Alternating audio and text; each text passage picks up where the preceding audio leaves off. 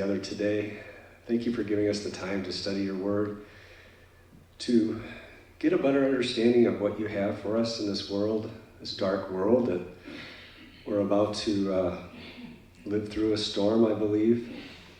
Help us to be true, faithful Christians and to be as close to you as we possibly can. In your name we pray. Amen. So last week, you guys got the fun of talking about child favorites, right? I remember the first time I probably read that or it was taught to me, decades ago, and I thought, what was the big deal? So one parent favored one kid, one parent favored the other kid, right? I remember you gotta remember the first time, you're probably young, you don't know about the world and everything. I said, what's the big deal? One parent liked one kid and one parent liked the other kid. What's the big deal? But you guys found out last week how dangerous and how horrible that can be in a family. And it plays out in this story of all the bad things that can happen when it almost seems like a modern day drama, doesn't it? Kind of like, the conniving, I'm going to get my favorite to take this, to get to be the heir, to do this. And it makes you think, are we that bad? Are we really that bad? Yeah. I don't know. Yeah. It always scares me now, the more I study the Old Testament, obviously, it opens doors that I didn't think humans can be this bad. I don't know. Maybe I'm sure I'm naive, but it just makes you wonder. So we're on page 80, 90. Thank you. So last week's lesson was on Isaac and Rebekah, basically the parents. Okay, today's story goes down to the children, Jacob and Esau. Now, obviously, they didn't have the best relationship, did they? And I look at this and I think, I had one brother, and we fought. If you've ever had a brother, guys, if you've ever had a brother, did you get along with him? Sometimes. Right, exactly. What did Pastor say with the two daughters? They were frenemies? Did he say that, or did I hear that? Friends 1 minute, enemies the next. And, I guess really any sibling relationship could be that way, if you think about it. Your children, you have emotions. You don't understand the world yet. Why do they get this and you get this, and, all those things that... Or cousins, too, if you spend enough time with them. Right, cousins. They become like brothers and sisters. Yes, very much so. And I think sometimes you don't understand that the world is not fair at such a young age, because I think you're thinking it should be fair, it should be equal, but in reality, you don't understand, I think, as a child, any of that. I think as we age, we still have issues with the fairness of the world. But let's go ahead and talk about Jacob and Esau. The point, and this is hard, you got to really... This is a very tough lesson. Showing humility is critical to restoring a broken relationship. The Bible meets life. Perhaps you've heard the often quoted statement, friends may come and go, but enemies accumulate. That statement rings true for Jacob. He lived much of his life as a swindling con man. Nearly all of Jacob's relationships involved conflict, and no conflict was more profound than the sibling rivalry between Jacob and Esau. These brothers hated one another in differing ways. Jacob expressed his pride and rivalry against Esau with mental warfare, needling him for his birthright and scheming with his mother to steal his blessing. Esau responded to his betrayal with boisterous hatred and threats. Esau appeared to show no regard for the prophecy that he would one day serve his younger brother. To make matters worse, their parents, Isaac and Rebekah, fed the fire of their rivalry. As grown men, they met in what could have resulted in the death of rivals. Both brothers, twins, desired to dominate the other. One felt entitled by birth, the other felt entitled because he bartered, swindled, and outwitted the other. Betrayal and treachery nearly collided with death because of the sibling rivalry between Jacob and Esau. Nearly. All right, it takes us to our very first question. Who are some siblings from movies or TV you found entertaining? And why? Let's put that in there, why? Well, I'm going to just throw mine out. Brady Bunch, okay? And no, not to be rude, no. Everyone who's older than me, you remember they did not put a man and woman in the same bed. It was a split family, which was not really heard of that much. 3 girls, 3 boys put together. And of course, Brady Bunch, they show all the comedy of it, but it was drama too. There was drama in there. The Marsha, all that stuff. But that was one of my favorites. I remember the Brady Bunch. We could go around the room. Brian, what's one of your favorites? Wally and Beaver. Why did you like Leave It to Beaver? I don't know. I mean, years ago, it was some wholesome show. Yeah. A little mischief, you know. A little, yeah. That was a good one too. I liked it. Partridge Family. Yeah. They threw that out there and then threw music in it too, didn't they? Yeah. And it wasn't bad music, was it? No. I mean, back in the day, I thought it was kind of good, wasn't it? Yeah. It was groovy.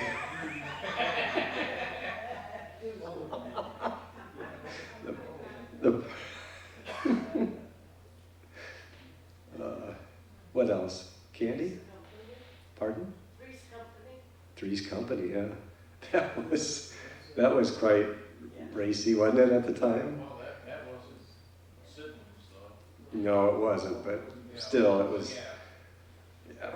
Two girls and a guy. Within the Yeah, that was breaking the trends back then. How about you, John? We watched a lot of Little House on the Prairie. Yeah, Oh, Okay. yeah. that was a good one. Still on. No, I know.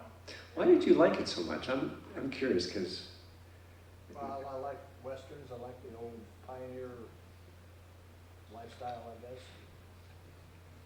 it made our lifestyle seem easy compared to theirs, didn't it?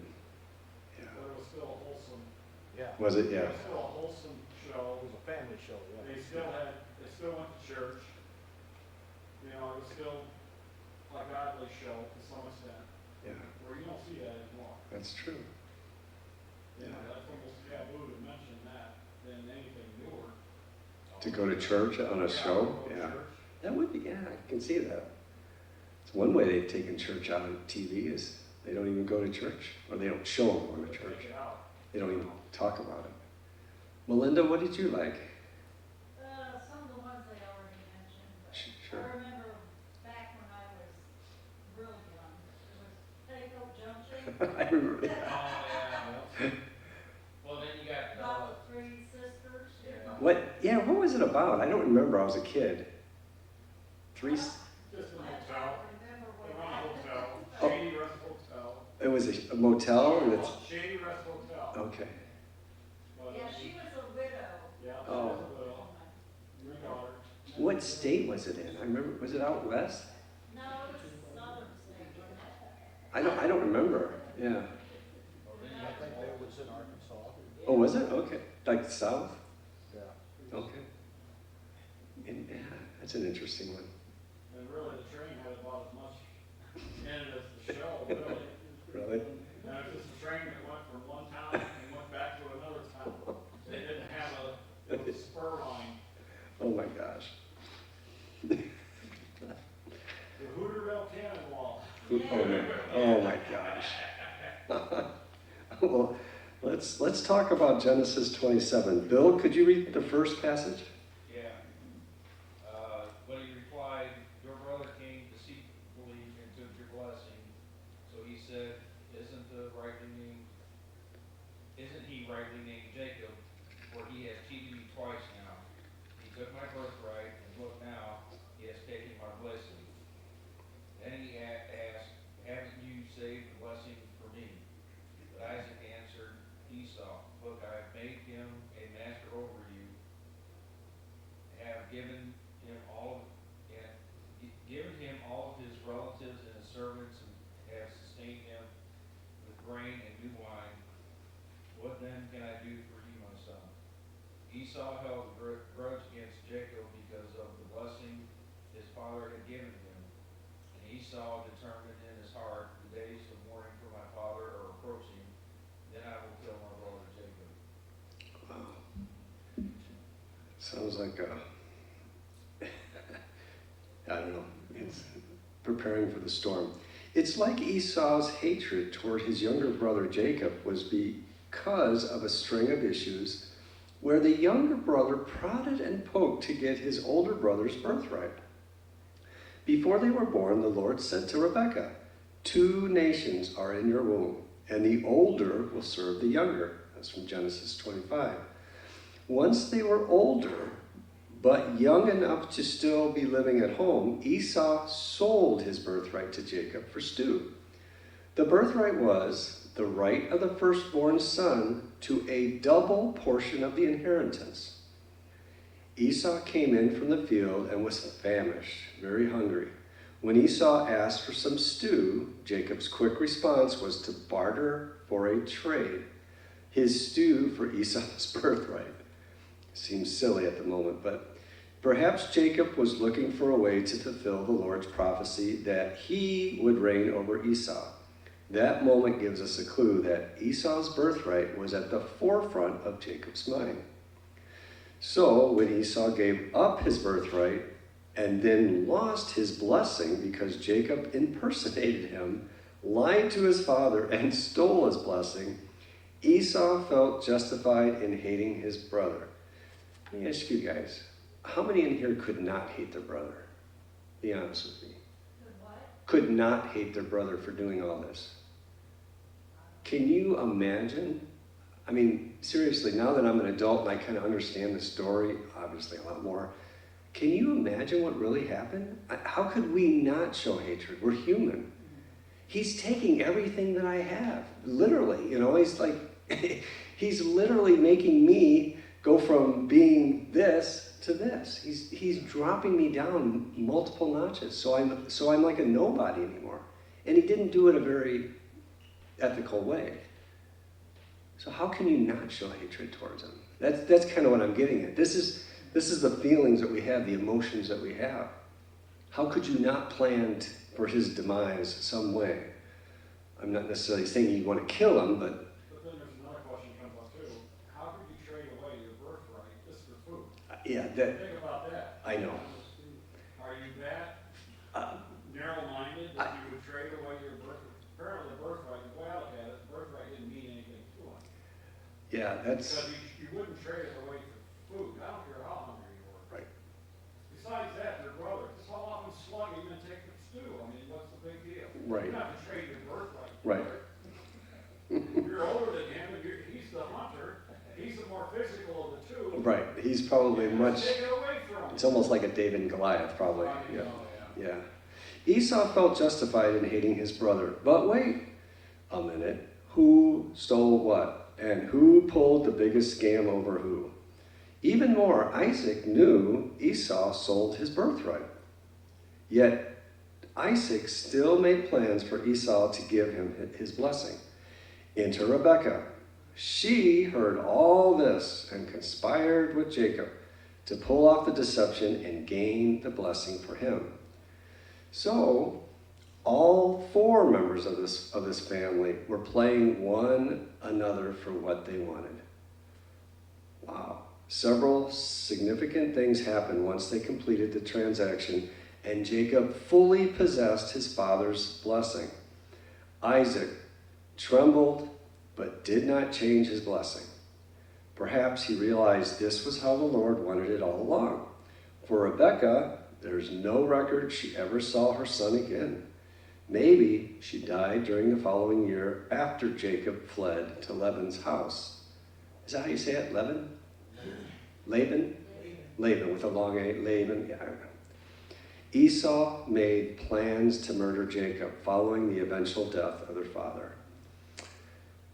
There's a danger in rationalizing our behavior to get what we believe is the Lord's will. I'm going to read that again because that's so serious. There is a danger in rationalizing our behavior to get what we believe is the Lord's will. It's tempting to help God get his will accomplished. That's interesting. Rebekah may have felt justified to lie because of the prophecy. The older will serve the younger. But it's never right to deceive our loved ones for the greater good. Never. Despite all four family members with their conniving, their sin, and their separate agendas to get what they wanted, God accomplished his will that the blessing would come through the son born second, Jacob. Esau was left with a devastating loss. Betrayed by his brother, Esau's anger rose to a fever pitch. He felt justified in what he planned to do next, to murder his brother. But Esau would wait until his father died, then he would strike. The loss of the blessing, including the whole process of betrayal by his mother and brother, was probably the last straw that broke the camel's back. Question 2. Why is selfishness so destructive in family relationships? Church, family apart. And how does it? Because you don't know who to trust. Trust is a trust. You can't trust your family. You know. Right. So selfishness leads to a loss of trust, as you're saying? Yeah, Okay. yeah, because you don't know. I mean, even if the person's changed, you know, and I'm speaking from experience. You know, this is stuff I've experienced. You know, Right. being lied to, Sure. you know. Well, Bill, I don't want to be rude, but I think all of us in here might have some experience too in our families. Yeah. I know, but But to some extent. Yeah, and, you know, but it just destroys the trust and the, Right. you know. Right. And when trust is gone, then what happens? The relationships. Yeah. Relationship Yeah, is, relationships are damaged. there's no, yeah, you don't even want to deal with the person anymore. Right. You want to isolate them or just get them out of your life. They become an enemy. Or they even go from being a real family, friend, or loved one to all the way to an enemy, yeah? Yeah. Which is scary. Yeah, very scary. Well, let's see. Roger, could you read the... Roger, I'm sorry, George.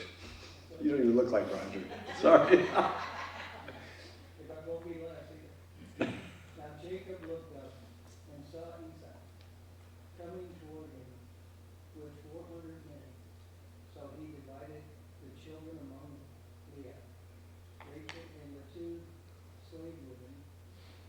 He put the slaves and their children first, Leah and her children next, and Rachel and Joseph last. He himself went on ahead and bowed to the ground 7 times until approached his brother. But Esau ran to meet him, hugged him, threw his arms around him and kissed him. Then they wept. It's got a lot of similarities between the prodigal, where the person thought one thing and then something totally different happened. Like, obviously he's ready to lose his life maybe, there's a mini army coming. Yeah. Split the people up, do anything to try to keep your family alive. But he's thinking the bad's going to happen right now. And that's not what happened. After years of estrangement, what does estrangement mean? I remember the first time I came across that. Someone tell me what your definition of estrangement is. Being apart, Yeah. being separated. But isn't it more than just being apart? Doesn't it mean more than just being separated? We're separated by choice. But does it also mean, okay, by choice means that, I don't know how to say this. When you're estranged from a family member, does that mean that there's a strain in the relationship? Is that, okay. Yeah, because I remember for a long time I didn't really understand that word. You know, you could look it up and stuff, but I didn't understand when you're estranged. Jacob was about to encounter Esau. Would Esau let bygones be bygones? Heck no. Or had Esau's rage increased over the decades? Probably. That's what we would assume. Their parents nurtured their difficulties by showing favoritism, and they equally embraced the dysfunction from years ago. These rivals suffered a total breakdown in their relationship. Before they could experience reconciliation, though, there was some deeply spiritual groundwork Jacob had to face. Consider some family dynamics that contribute to the relationship, from sibling rivalry to the reunion of brothers. Following the betrayal of the blessing, Rebekah told her son Jacob to flee his brother's wrath and run to his uncle Laban for a few days. Those few days turned into roughly 20 years. Wow. By this time, Jacob had married 2 women, the daughters of Laban, and had many children. After tumultuous conflicts with Laban, Jacob took his family and fled. The Lord commanded Jacob to return home to the land God promised to Abram and his offspring. Now Jacob was heading back to Canaan. He had left one enemy only to encounter his most formidable adversary yet, his warrior brother, Esau.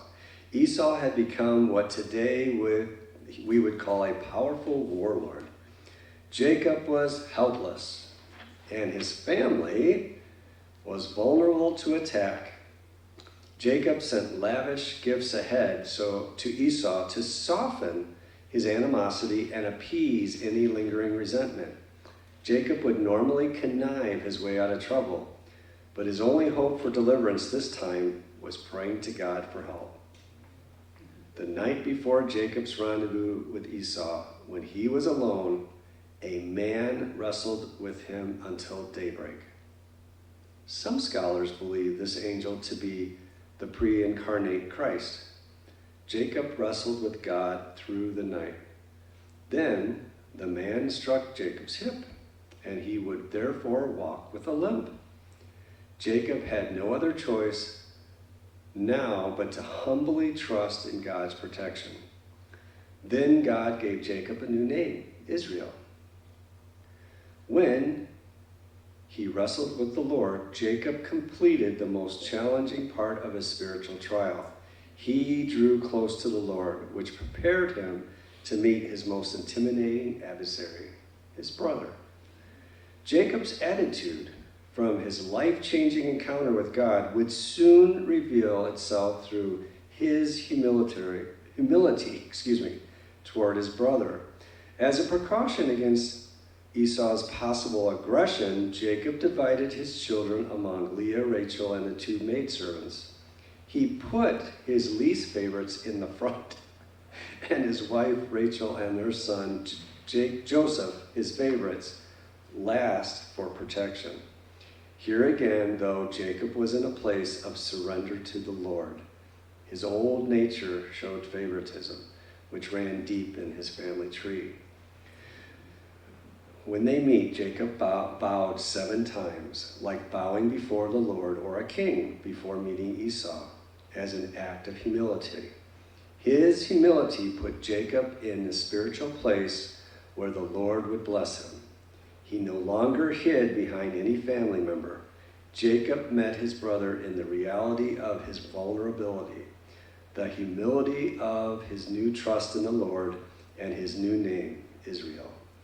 But Esau, without another thought, ran to meet him. He hugged him and he kissed him.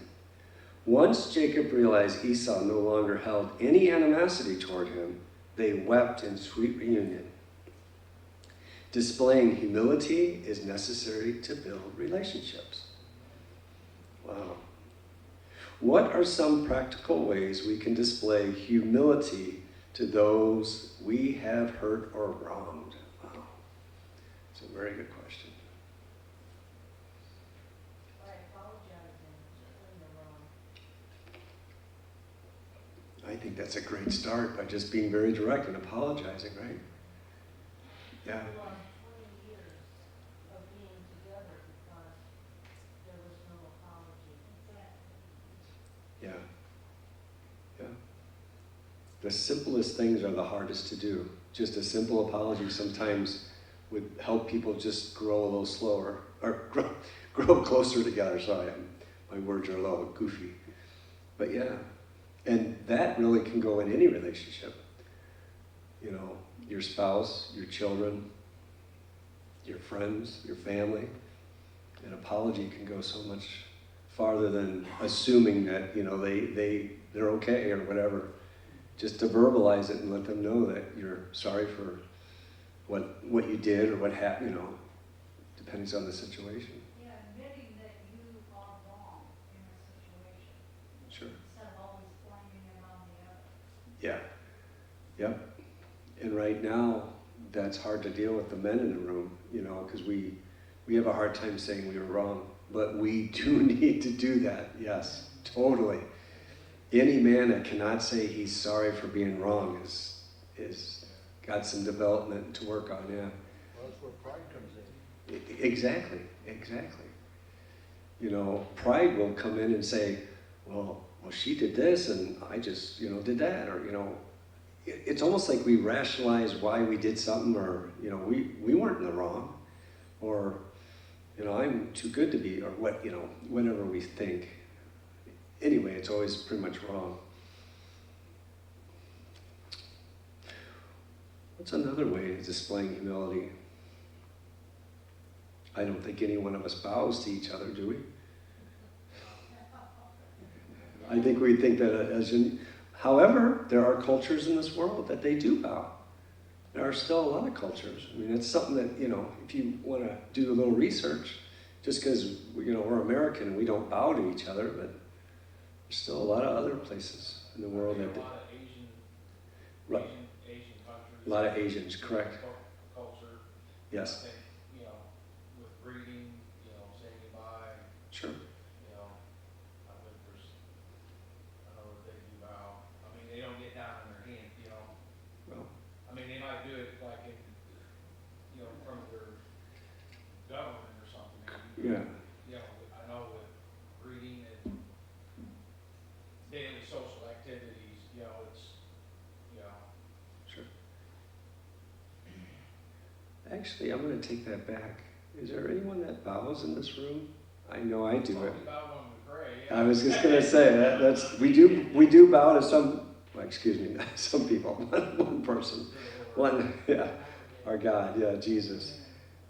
Yeah, I don't. Some of us bow by praying. A lot of times, I'll be honest with you. In the morning, I do push-ups, and when I'm down on the ground, I lay flat or whatever, or I bow, or I'm on my knees, and so I mean, different times. You know, you guys can bow, or we bow our head a lot, not necessarily our whole body.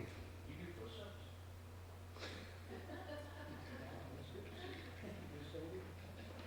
Yes, Bill, I do push-ups.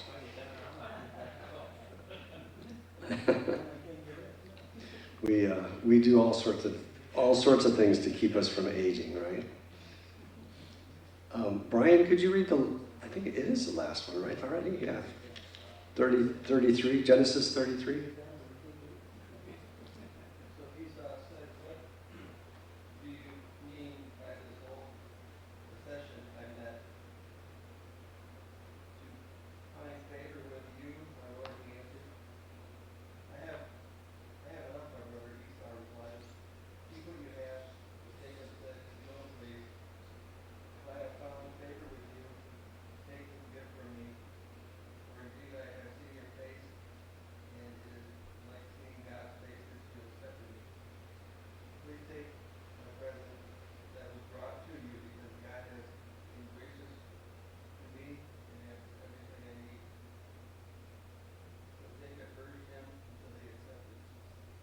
Thank you. If we bounce over to page 96, taking a breath after the initial emotions of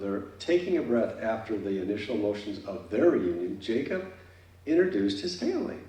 Jacob had staged his entrance by sending him gifts and having his family bow before Esau as both an act of humility and to more formally impress upon Esau his hope that their reunion would not be affected by their toxic past. When Esau asked, "What do you mean by this whole procession I met?"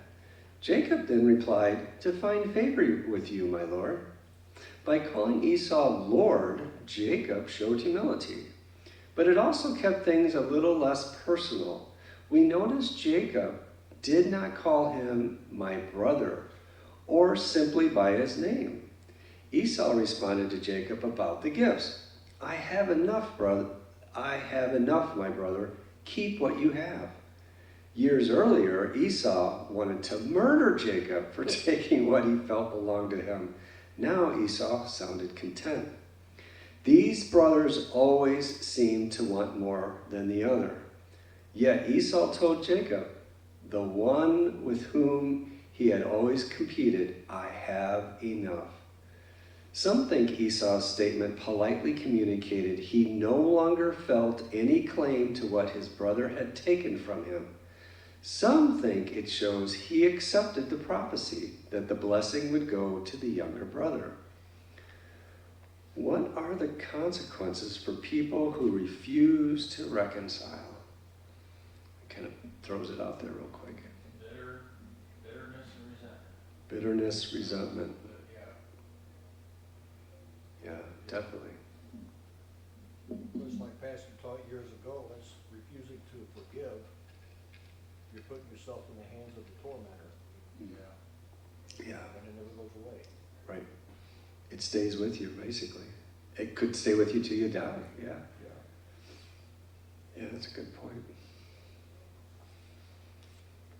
The tone of the meeting reflects the gracious heart of a man who, touched by his brother's humility, now accepted his experiences with contentment. Esau had become a man of some means too. This man, who once hated his brother for taking his blessing, now could say, "I have enough, my brother." Esau's word was one of affection to show his newfound brotherly love. Reading what these brothers said should remind us to listen carefully to the words someone says when meeting a rival. We find the possibility for personal peace and reconciliation in Jacob's humility and Esau's expression of warmth, "my brother." As a result, Esau's affectionate words to his brother Jacob wanted more than ever to bless Esau with gifts. But it seemed this time Jacob offered the gifts not for appeasement, but from a heart of brotherly love. When Esau told Jacob to keep what he had, he showed us what one says when they have rightly let go of the past. Jacob persisted that Esau should receive his gifts. He explained that seeing Esau's face was like seeing the face of God. Jacob said something similar after wrestling with the angel. "I have seen God face to face, yet my life has been spared." That is, he had lived to tell the tale. Jacob said to Esau that it was like seeing God's face, "Since you have accepted me." In other words, I met God and lived. Now I have met you and lived. So he again lived to tell the tale. It appears both brothers had forgiven one another. They both gained a peace only a restored soul can fully appreciate. Question 5. What role can our group play in helping one another reconcile with others? We talk about stuff like this in our men's Bible study. What can we do to help? Encourage. Encourage is a great word. Give suggestions. Give suggestions. You know, it's like if I say, okay, well, I'm having this problem, you know,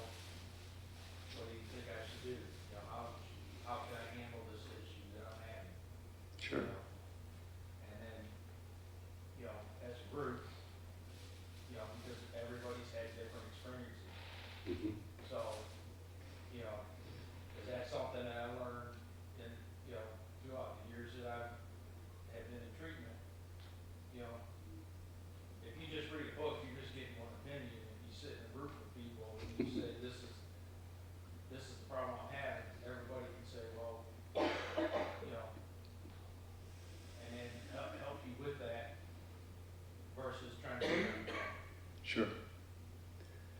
I mean, then you have multiple people helping solve a problem Yeah. or giving advice. Then Yeah. the only thing I would say in situations too sometimes is we got to be careful who we take advice from. Exactly. You know, and that's something as a Christian you gotta, you know, every day I'm bombarded. You have to think about this. Every day we are bombarded by advice. Yeah. By advice, you know, like we are being told what to do, think, act, behave, how we should, you know, constantly by the world, right? And I think sometimes if we don't keep that in the back of our head, saying, who am I getting this advice from, we can be also led astray, yes. Well, but even too, a Christian can also lead you astray too. Oh, yeah. It doesn't mean just because they're a Christian that they're good at giving you advice in this area, maybe. Right. You know, that's another thing to even think about. Yeah, everybody's different in, you know, their skills, their, Sure. you know, their personality, their, you know, their Yeah. talents, you know. Well, I think it goes back to the thing too, is that back in the day, we would always respect our elders. Well, why did you respect your elders? Because why would you go to them for advice? Because they've lived a longer life with a lot of lessons that they learned, and they could give you better advice than your friend who's your age, especially if you're like in your 20s or teens or something. You know, you might not want to take their advice, but they would give you much better advice. Yeah, it's like, you know, it's like, okay, do I go ask my Christian friends for advice, or do I go in a bar and ask for advice? You know, if I can go in a bar and ask for advice, you know, why give him his butt, you know, or Yeah. punch that, you know, versus here, you know, Yep.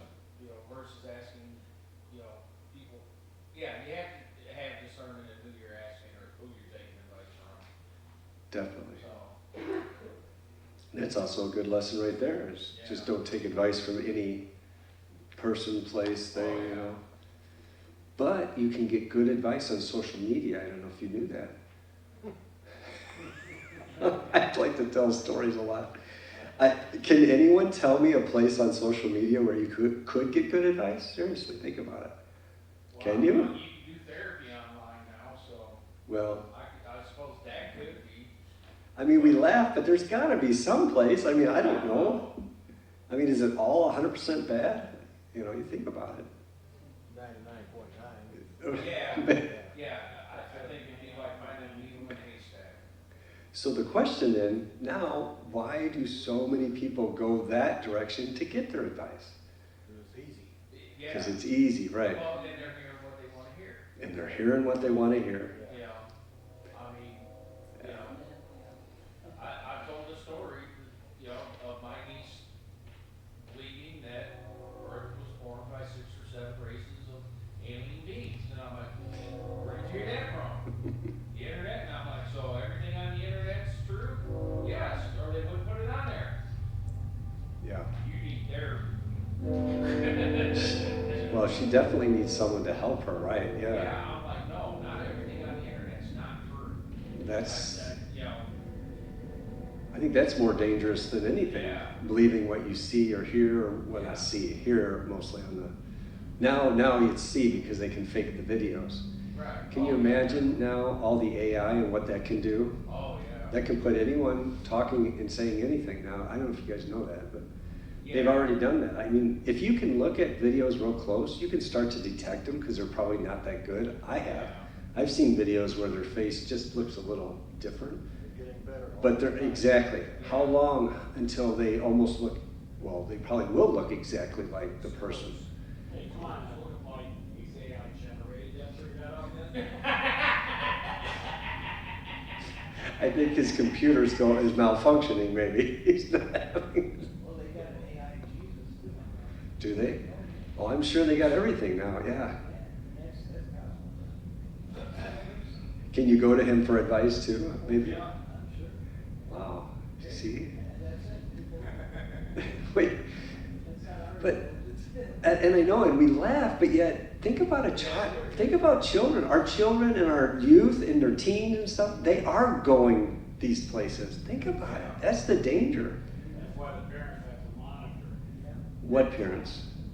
Big time. We are in a world now where Again, you can control the phones. Yeah. There's things you can control if you want to. yeah, Parents have to want to do their job too. Especially. and that's hard right now. Oh, yeah, you need to make it out. Well, no. If you talk to parents, they don't want to do their job anymore. That's why they think it's hard. Right, right. They don't want to be a parent. They want to do everything but be a true parent, which is tough. It is tough being a parent. Yeah, Instead of what they need, they give them what the kids want. yeah, Yeah. yeah. If you love your child, yeah.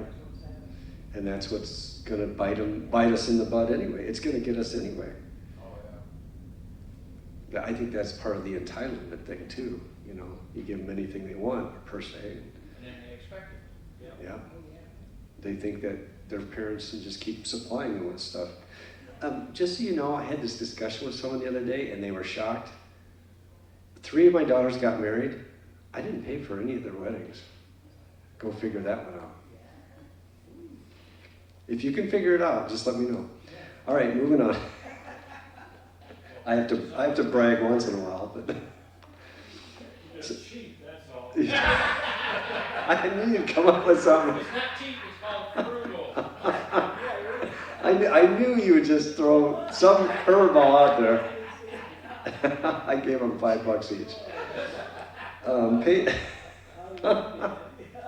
Page 97, let's live it out. Some of the problems we have are inherited from others, but ultimately we have to take responsibility for our own behavior. Choose one of the following applications. Take responsibility. This is something that is so hard. Identify some of your learned behaviors from your family and begin humbly to address them. How many of you have behaviors from your parents? I mean, we all do. We don't admit it, but we all do. I cannot believe I was talking to my daughter one day and I closed my eyes and I'm like, it's my dad talking to me. It just was really weird. It was almost like I was having a deja vu moment. So, whether it's good or bad, I mean, you know, there's good and bad. They're not all bad things you get from your parents. I hope not. Forgive. Forgive, forgive, forgive. After humbly dealing with our sins and shortcomings, among the most significant things we can do is forgive those who have offended us or caused us harm or grief. Your forgiveness doesn't excuse their behavior. It's you letting go of the offense. Choose to forgive. It's a choice. Yeah, that's hard, isn't it? We cannot forgive because we believe we are the person to, I don't know, we're the person to judge, but we're not the ones. We're not the ones who do that. Do all that you can do to reconcile. Take the initiative. Take the initiative to reconcile a broken relationship in your life. This is tough, but it pays tremendous dividends. Doing your due diligence to maintain a clear conscience can help prevent future conflicts. Taking steps now to move toward reconciliation. That is tough, especially if it's someone who doesn't want to communicate with you. Yeah. So, yeah, I mean, but, you know, taking the initiative to do that. And thank you guys. Enjoy your extra time. Just